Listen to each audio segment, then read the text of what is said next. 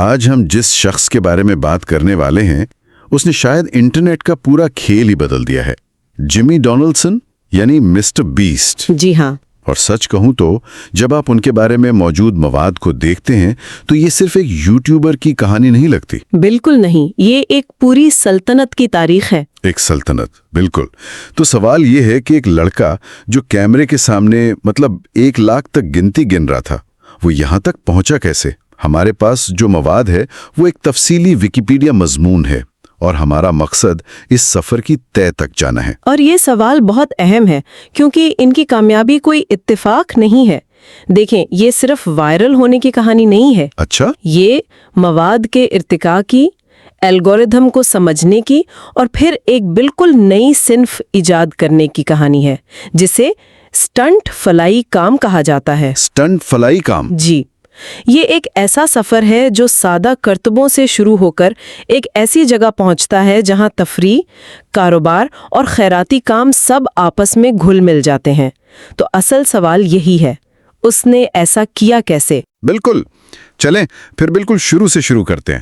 یہ کہانی ہے 2012 کی، جب ایک 13 سال کا لڑکا جمی ڈونلڈسن مسٹر بیسٹ 6000 کے نام سے یوٹیوب چینل شروع کرتا ہے. جی، اس وقت ان کا مواد کچھ خاص نہیں تھا، ہے نا؟ بالکل بھی نہیں. وہ وہی کچھ کر رہے تھے جو اس دور کے ہزاروں دوسرے نوجوان کر رہے تھے. جیسے ویڈیو گیمز کھیلنا؟ ہاں، ویڈیو گیمز کھیلتے ہوئے ویڈیوز بنانا جنہیں لیٹس پلیز کہتے ہیں، یا پھر دوسرے یوٹیوبرز کی دولت کا اندازہ لگانا. یہ ایک بہت بھیڑ بھاڑ والی جگہ تھی. اور شروع کے کئی سالوں تک وہ اسی بھیڑ میں کہیں گم رہے. ان کے مواد میں ایسا کچھ نہیں تھا جو یہ بتائے کہ یہ شخص ایک دن یوٹیوب کا بادشاہ بنے گا. لیکن پھر 2017 میں کچھ بدلا. ایک ویڈیو آئی جس نے سب کچھ بدل دیا. اور دلچسپ بات یہ ہے کہ اس ویڈیو میں کوئی مہنگی پروڈکشن نہیں تھی، کوئی سپانسر نہیں تھا، کچھ بھی نہیں. کچھ بھی نہیں تھا، صرف ایک لڑکا اور ایک کیمرہ.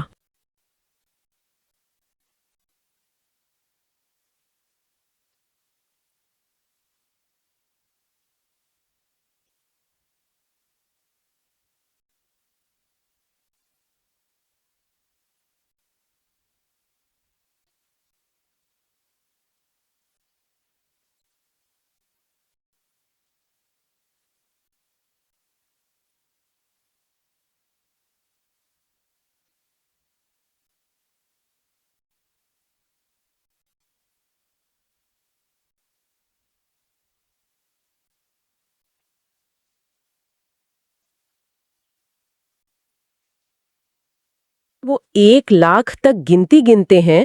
اسے بنانے میں انہیں 40 گھنٹے سے زیادہ لگے. 40 گھنٹے؟ جی. اب سطح پر تو یہ ایک بے معنی اور بورنگ کام لگتا ہے. بہت زیادہ. لیکن یہ صرف ایک عجیب و غریب کرتب نہیں تھا، یہ الگوریتھم کی ایک بہت ذہین ہیکنگ تھی. اچھا، وہ کیسے؟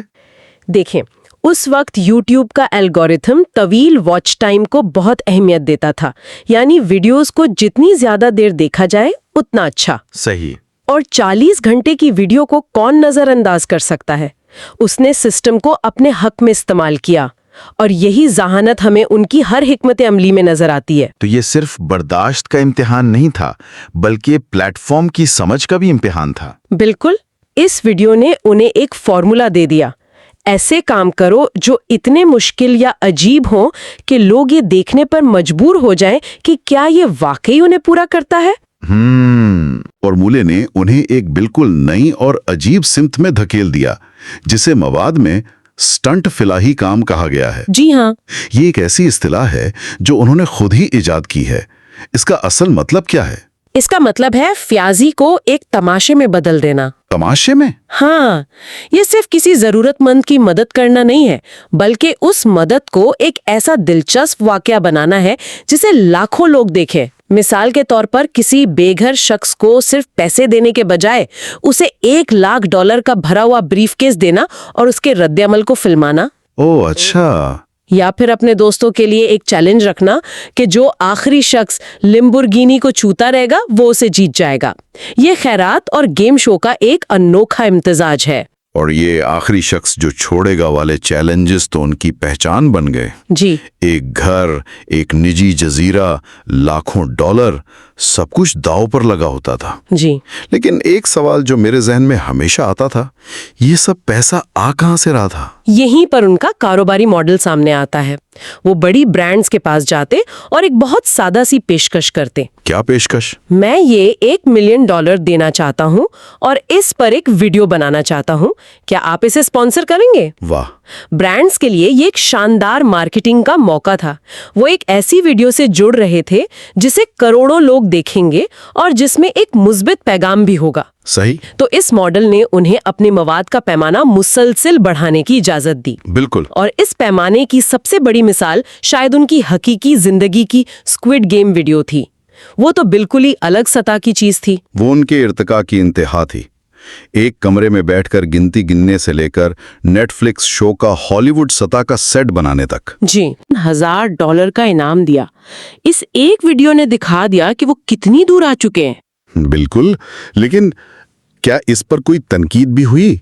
मुझे याद है कुछ लोगों ने उसे असल शो के एंटी कैपिटलिस्ट पैगाम की तौहीन करार दिया था, है ना? जी हाँ, ये एक बहुत अहम नुक्ता है कि एक अमीर यूट्यूबर गरीब लोगों को पैसे के लिए मुकाबला करवा रहा है। क्या मवाद इस पर कोई रोशनी डालता है? मवाद इस तनाज़े की तफसील में नहीं जाता, लेकिन यही सवाल है जो उनके तमाम स्टंट फिलाही कामों पर उठाया जाता। क्या ये वाकई फिलाही काम है या ये तफरीह के लिए गुर्बत का इस्तेमाल है? इसका कोई आसान जवाब नहीं है। सही। एक तरफ वो लोगों की जिंदगी बदल रहे हैं, उन्हें घर और पैसा दे रहे हैं, दूसरी तरफ वो इसे मवाद के लिए पैकेज कर रहे हैं। ये एक ऐसी अखलाकी ग्रे एरिया है जिसमें वो काम करते हैं। और शायद यही चीज उनके मवाद को इतना पुरकशिश बनाती है। शायद। तो ये तो हुई मवाद की बात, लेकिन इनकी सल्तनत का एक और बहुत बड़ा सुतून है जो इन वीडियो से भी बड़ा है, इनके कारोबारी मंसूबे। जी बिल्कुल नहीं। चलें मिस्टर बेस्ट बर्गर से शुरू करते हैं। ये शुरू में तो एक बहुत बड़ी कामयाबी थी, है ना? शुरू में ये एक बेमिसाल कामयाबी थी। ये 2020 में एक वर्चुअल रेस्टोरेंट के तौर पर शुरू हुआ, यानी इसकी कोई फिजिकल दुकान नहीं थी, सिर्फ डिलीवरी होती थी। अच्छा। उन्होंने एक ही दिन में 300 मुकामात खोले और मांग इतनी ज्यादा थी कि उनकी ऐप एप्पल ऐप स्टोर पर पहले नंबर पर चली गई। वाह! पहले 3 महीनों में उन्होंने 10 लाख से ज्यादा बर्गर फरोख्त किए। ये एक नाकाबिले यकीन आगाज था। लेकिन फिर कहानी में एक मोड़ आया। जिमी ने खुद अपनी ही कंपनी पर मुकदमा कर दिया। उन्होंने अवामी तौर पर अपने ही बर्गर्स को नागवार करार दे दिया। जी, नाकाबिले खुर्दनी भी कहा। और यहीं से चीजें पेचीदा हो गईं। और जवाब में वीडीसी ने उन पर $100 मिलियन का हर्जाने का दावा कर दिया, ये कहते हुए कि जिमी के बयानात ने ब्रांड की साख्त को नाकाबिले तलाफी नुकसान पहुंचाया है। लेकिन क्या ये सिर्फ क्वालिटी का मसला था या इसमें कुछ और भी था? मेरा मतलब है, अवामी तौर पर अपने ही प्रोडक्ट को नागवार कहना एक बहुत बड़ा कदम है। देखिए, मवाद महरिकात की गहराई में तो नहीं जाता, लेकिन ये एक तख्लीक कार के लिए एक अहम सबक को उजागर करता है। वो क्या? जब आप डिजिटल मवाद बनाते हैं तो आपका क्वालिटी पर मुकम्मल कंट्रोल होता है, लेकिन जब आप अपना नाम किसी फिजिकल प्रोडक्ट के साथ जोड़ते हैं जिसे सैकड़ों दूसरे लोग बना रहे हैं, तो आप अपनी साख दांव पर लगा देते हैं। सही। ये कानूनी जंग डिजिटल दुनिया से हकीकी दुनिया में कारोबार करने की पेचीदगियों को जाहिर करती है। उनका नाम ही उनका सबसे बड़ा असासा है और उन्हें लगा कि खराब बर्गर इस असासे को नुकसान पहुंचा रहे हैं। और शायद इसी सबक ने उन्हें अपने अगले बड़े मंसूबे की तरफ धकेला, चॉकलेट बार्स की कंपनी फेस्टिवल्स। जी हाँ, और ये एक बहुत होशियार इक़दाम है। फेस्टिवल्स के साथ वो प्रोडक्ट, मैन्युफैक्चरिंग और तकसीम पर बहुत ज्यादा कंट्रोल रखते हैं। तो ये एक ज्यादा रिवायती बिजनेस मॉडल है। बिल्कुल, और उन्होंने उसे बहुत बड़े पैमाने पर शुरू किया है। उन्होंने शार्लेट हार्नेट्स बास्केटबॉल टीम की जर्सियों के लिए स्पॉन्सरशिप डील भी हासिल की, जो किसी भी नए ब्रांड के लिए एक बहुत बड़ी बात है। तो ये एक मुतनव्वे हिकमत अमली है। वो सिर्फ यूट्यूब के इश्तिहारात पर इन्हिसार नहीं कर रहे। बिल्कुल नहीं, वो ऐसे ब्रांड्स बना रहे हैं जो उनके वीडियो मवाद से बाहर भी जिंदा रह सकते हैं। ये एक तवील मुद्दती सोच है। اور مواد میں ایک اور دلچسپ بات کا ذکر ہے جی کہ انہوں نے تخلیق کاروں پر مرکوز مالیاتی ٹولز میں بھی سرمایہ کاری کی ہے۔ جی ہاں، اور یہ بہت اہم ہے۔ اس کا مطلب ہے کہ وہ صرف اپنا برانڈ نہیں بنا رہے بلکہ وہ اسی تخلیق کار معیشت کریٹر اکانومی میں دوبارہ سرمایہ کاری کر رہے ہیں جس پر وہ خود حاوی ہیں۔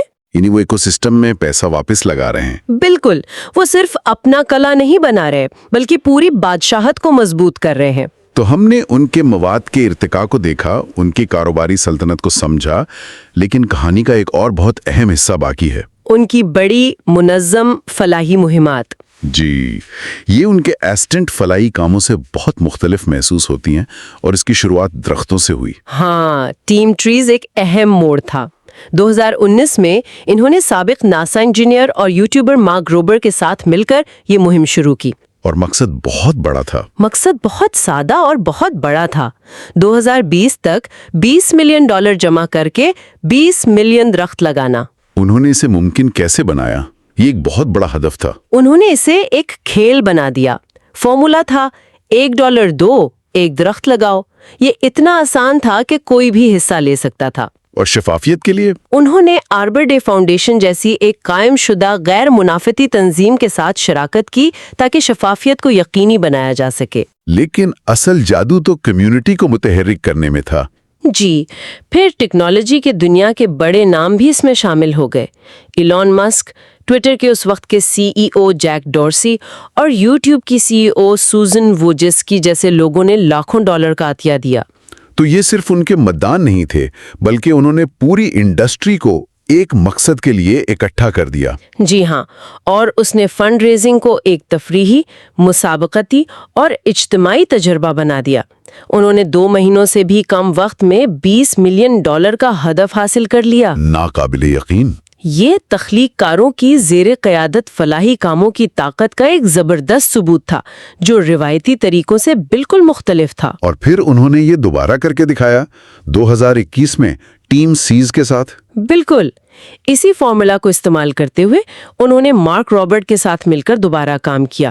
اس بار مقصد سمندروں اور دریاؤں سے 30 ملین پاؤنڈ کچرا ہٹانے کے لیے $30 ملین سے زیادہ جمع کرنا تھا۔ اور انہوں نے پھر سے اپنا ہدف عبور کیا۔ جی، جس سے یہ ثابت ہوا کہ ٹیم ٹریز کوئی اتفاقی کامیابی نہیں تھی بلکہ یہ ایک قابل تقلید ماڈل ہے۔ اور اس ماڈل کو مزید باقاعدہ بنانے کے لیے انہوں نے ایک علیحدہ خیراتی ادارہ بھی قائم کیا۔ ہاں، بیسٹ فلانتھروپی کے نام سے۔ یہ ایک رجسٹرڈ غیر منفعتی تنظیم ہے۔ اچھا۔ اس سے منسلک یوٹیوب چینل کی تمام آمدنی، اشتہارات، تجارتی سامان کی فروخت براہ راست خیراتی کاموں میں جاتی ہے۔ وہ اس پلیٹ فارم کو کھانا تقسیم کرنے، بے گھر افراد کے لیے پناہ گاہیں بنانے اور قدرتی آفات سے متاثرہ لوگوں کی مدد کرنے کے لیے استعمال کرتے ہیں۔ تو یہ ان کی فلاحی کوششوں کو ان کے مرکزی چینل کی ویڈیوز کے تماشے سے آگے بڑھ کر ایک باقاعدہ شکل دیتا ہے۔ جی ہاں، ایک پائیدار شکل دیتا ہے۔ تو اگر ہم اس سب کا خلاصہ کریں تو یہ مسٹر بیسٹ 6000 سے ایک عالمی برانڈ تک کا ایک ناقابل یقین سفر ہے۔ یہ ایک سادہ یوٹیوبر کی کہانی نہیں ہے، یہ ارتقاء کی کہانی ہے۔ بالکل۔ سادہ ویڈیوز سے برداشت کے کرتبوں تک، پھر انسٹنٹ فلاحی کاموں تک اور آخر میں ایک مکمل کاروباری اور فلاحی سلطنت تک۔ بالکل، یہ مواد ایک ایسے تخلیق کار کی تصویر پیش کرتا ہے جس نے نہ صرف یوٹیوب الگورتھم اور ناظرین کی نفسیات کو سمجھا بلکہ انہیں اپنے مقاصد کے لیے نئی شکل بھی دی۔ انہوں نے دریافت کیا کہ لوگ کیا دیکھنا چاہتے ہیں، بڑا، بہتر اور زیادہ مہنگا۔ انہوں نے تماشے کے فن میں مہارت حاصل کی لیکن انہوں نے اسے سخاوت اور بڑے پیمانے پر مسائل کے حل کے تصورات سے بھی جوڑا، چاہے وہ کسی ایک شخص کی زندگی بدلنا ہو یا لاکھوں درخت لگانا ہو۔ بالکل۔